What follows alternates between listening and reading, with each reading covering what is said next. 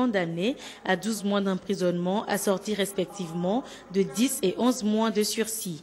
Quant au sieur Gougou, il recouvre la liberté. J'ai assuré la défense de Gougou Kofi qui est poursuivi pour recel de biens volés au préjudice d'une église à Tochi. Mon client a été reconnu innocent. En tout état de cause, le tribunal correctionnel a trouvé qu'il n'y avait pas d'éléments suffisants pour entrer en sa condamnation et par voie de conséquence, il a été relaxé au bénéfice du doute. D'autres audiences s'en sont suivies. La nommée Esther, âgée de 18 ans, elle a laissé seuls ses 3 enfants de 4 ans et dans leur concession en clé avec une bougie allumée avant d'aller chercher à manger.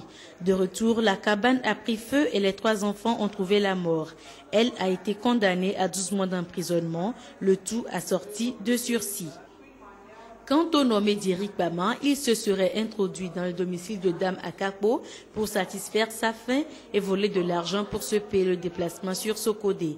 Il est condamné à 12 mois d'emprisonnement, dont 10 mois de sursis, avec dédommagement de 1 franc CFA à la victime. 15 dossiers au total seront traités pour ce premier jour. Ces audiences correctionnelles extraordinaires se poursuivent et prennent fin le 31 juillet 2014. L'ONG Prison des Listes tient compte également du volet réinsertion dans son programme. Elle assure la formation professionnelle à ses détenus libérés et héberge les sans-domicile. Les travailleurs domestiques sont célébrés le 16 juin de chaque année. Ceci grâce à l'adoption à cette même date, en 2011, de la Convention 189 de l'Organisation internationale du travail qui fixe des droits et garanties minimums pour les travailleurs de ce secteur. La Journée internationale des travailleurs et travailleuses domestiques a été commémorée en différé hier à Lomé par la coordination des femmes de l'Union internationale des travailleurs de l'alimentation sur le thème Femmes UITA Togo, soutenons le travail décent des travailleurs domestiques. Des précisions avec Clarisse Atikle. Les travailleurs et travailleuses domestiques ont un instrument juridique qui va désormais réglementer leur secteur d'activité. La Convention 189 de l'Organisation internationale du travail, adoptée en juin 2011, vient mettre fin à toute forme de discrimination liée aux conditions d'emploi et de travail, ainsi qu'aux autres formes de violation des droits humains inhérentes au travail domestique.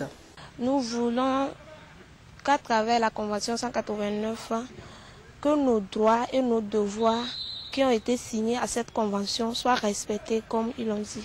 L'heure est alors à la sensibilisation des travailleurs eux-mêmes et de la population afin de rendre effective l'application de la Convention 189 au Togo. Et comme c'est un métier généralement exercé par les femmes, 90% environ, les femmes de la coordination de l'Union internationale des travailleurs de l'alimentation, UITA Togo, en ont fait une activité phare dans la lutte pour un travail décent. Nous allons les sensibiliser pour qu'elles sachent ce qui était le travailleur domestique avant la Convention 189, ce que la Convention 189 relate comme droit des travailleurs domestiques et les sensibiliser sur leurs devoirs aussi, parce que pour pouvoir acquérir les droits, il faut réaliser les devoirs. Nous allons les sensibiliser pour que ces travailleurs et ces travailleuses domestiques puissent se syndiquer, avoir des organisations syndicales pour être forts. La séance de sensibilisation marque ainsi en différé la Journée internationale des travailleurs domestiques célébrée le 16 juin de chaque année. Une manière d'attirer l'attention des décideurs sur ce secteur d'activité souvent sous-évalué, non reconnu et sans action de promotion et de protection. Actualité politique, après la mobilisation de ces militants pour les échéances électorales passées, les cadres de l'Union pour la République Unir Yoto ont échangé avec les secrétaires cantonaux hier à Ahépé dans le Yoto. Il était question de définir ensemble de nouvelles orientations pour relever le défi électoral de 2015. Robert Kotogbe, Élysée Koto. Pas de répit pour les cadres du parti Unir, Union pour la République de la préfecture de Yoto. 2 semaines après la rencontre avec ses militants et sympathisants, ils se retrouvent à nouveau avec les secrétaires cantonaux pour définir de nouvelles orientations dans la redynamisation des activités politiques dans la préfecture. L'essentiel du message porte sur les mesures et dispositions à mettre en place pour relever les grands enjeux électoraux de 2015. Aujourd'hui, c'est de rencontrer nos structures à la base, de les mettre en alerte et surtout de leur montrer qu'au niveau des cadres, nous sommes très solidaires et que maintenant, il faut se consacrer à l'essentiel. L'essentiel, ce sont les élections prochaines. Le message est clair. Il s'agit de se remettre en ordre de façon plus unie, de façon plus solidaire, afin que la victoire soit de notre côté au cours des échéances prochaines. Pour mener à bien ce travail, les cadres ont élaboré un nouveau schéma directeur parallèlement à celui des législatives de juillet 2013, histoire de rendre plus dynamique et opérationnelle la base. À court terme, nous avons une grande rencontre de renforcement de capacité des structures de base que les aînés, les cadres alumés viendront faire. En plus de ça, il y a des cadres qui seront affectés à chaque canton et qui auront à faire un travail de proximité afin qu'au niveau de chaque canton, les gens soient plus responsables. Ils vont venir apporter leur expertise. Et déjà, leur présence aussi constitue un élément important d'encouragement des structures à la base. Et aux structures à la base, nous leur demandons de se resserrer. Nous leur demandons d'arriver à surmonter les préjugés et les méfiances. À ces nouvelles stratégies s'ajoutent des rencontres de formation de 2 jours pour tous les secrétaires des 12 cantons de la préfecture de Yoto. Les cadres et les militants se donnent un autre rendez-vous le 26 juin prochain pour des activités socio-culturelles. Et culture à présent, kyrielle de témoignages sur la souffrance des veuves au Togo. C'est le titre d'un recueil d'histoires vécues présenté à la presse au cours d'une cérémonie de dédicace.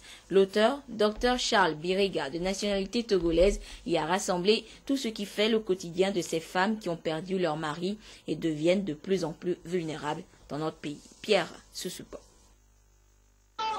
Elles sont venues d'un peu partout pour partager ce que beaucoup d'entre elles vivent au quotidien. Ces femmes sont toutes des veuves et font souvent objet de violences de tout genre. Dr Charles Biriga, qui œuvre déjà pour leur cause, a réussi à transcrire tout ce qui constitue leur vulnérabilité dans ce recueil dont le contenu n'est autre qu'une kyrielle de témoignages sur la souffrance des veuves au Togo. J'ai compris qu'il était temps de donner la parole à la veuve pour qu'elle-même dise ses souffrances. Et à travers ce recueil, ce kyrielle de témoignages, qu'il y a une prise de conscience que ce n'est pas un épiphénomène, mais c'est une épidémie. Et que les veuves souffrent dans le silence. Aujourd'hui, nous voulons montrer à la face du monde que ces veuves ont droit de citer. Donc j'ai voulu être leur porte-parole pour dire à notre nation de venir au secours de ces femmes qui souffrent sur le plan financier, sur le plan moral, sur le plan de la santé. Des témoignages réels et poignants que partage le ministre de l'Action sociale, de la promotion de la femme et de l'alphabétisation. C'est important pour nous de continuer et d'intensifier la lutte contre les abus perpétrés à l'égard des veuves. Et ce document est un recueil qui nous permet de restituer la souffrance des veuves telle que dite par les veuves elles-mêmes. Ce sont les veuves qui les ont exprimées et ça c'est très important parce que c'est une manière de leur donner la parole, de leur donner de la visibilité et de briser le silence autour des souffrances de ces veuves. C'est vrai, il y a des actions qui sont menées. Une des actions menées par le gouvernement sous l'impulsion du chef de l'État, c'est l'amélioration du code des personnes de la famille qui renforce et améliore vraiment le statut de la veuve. À l'orée de la Journée internationale de la veuve, ce recueil de 44 pages se veut un plaidoyer pour la cause des veuves togolaises. L'auteur lance un cri d'alarme aux humanistes, aux défenseurs des droits de l'homme et aux organisations non gouvernementales pour justement accorder beaucoup plus d'attention à cette couche vulnérable. Le Comité national olympique togolais CNOT a tenu ses assemblées extraordinaires et ordinaires annuelles hier samedi à Lomé. L'objectif a été de revisiter les tests fondamentaux du CNOT, de faire le bilan d'un an d'exercice et de pourvoir à des postes de responsabilité au sein du comité directeur de l'institution. Modeste Gouma. Ces présidents des fédérations sportives sont en assemblée générale extraordinaire et ordinaire annuelle du Comité national olympique togolais, CNOT. Ils ont pour mission de relire les tests pour les adapter aux recommandations du Comité international olympique et de faire le point d'une année d'activité au CNOT. L'assemblée générale du Comité olympique est annuelle et c'est au cours de cette assemblée qu'on prend les décisions pour pouvoir gérer le comité pour l'année à suivre. Cette fois-ci spécialement, nous voulons faire aussi une assemblée générale extraordinaire, c'est-à-dire une assemblée au cours de laquelle nous allons essayer de corriger un peu les erreurs que nous avons retrouvées dans notre texte fondamental. La tenue de ces assises du CNOT doit inspirer les structures sportives dans la promotion du sport au Togo. Une exhortation martelée à la cérémonie d'ouverture par la ministre des Sports et des Loisirs, dont l'une des missions est l'assainissement du milieu sportif national. Vous devez procéder à la redynamisation de vos structures de fonctionnement afin d'assurer une parfaite cohésion dans les actions de développement du sport et de la promotion de l'olympisme au Togo. En ce qui concerne l'Assemblée générale ordinaire annuelle de ce jour, je demeure convaincu que vos discussions porteront essentiellement sur la maîtrise et le fonctionnement des structures chargées de la gestion de vos activités en conformité avec les dispositions prévues par la loi numéro 2011-017 portant charte des activités physiques et sportives au Togo. Les innovations majeures dans les statuts concernent la limitation du mandat au CNOT à 3 maximum et de l'âge à moins de 70 ans pour être membre du bureau exécutif. À retenir également dans l'actualité ce dimanche, hors du Togo, la suite du comptage des voix au lendemain de la présidentielle en Mauritanie. Mais déjà, les premières estimations donnent sans surprise le président sortant Mohamed Ould Abdelaziz gagnant avec près de 80% des suffrages. C'est l'une des informations en condensé sur le continent. Visite surprise de John Kerry dimanche en Égypte. Le secrétaire d'État américain a décidé de s'entretenir avec le président Abdel al-Sisi sur le processus démocratique dans le pays. C'est la première visite officielle d'un haut responsable américain depuis l'investiture du président. Elle intervient au lendemain de la confirmation de 183 condamnations à mort de partisans des frères musulmans.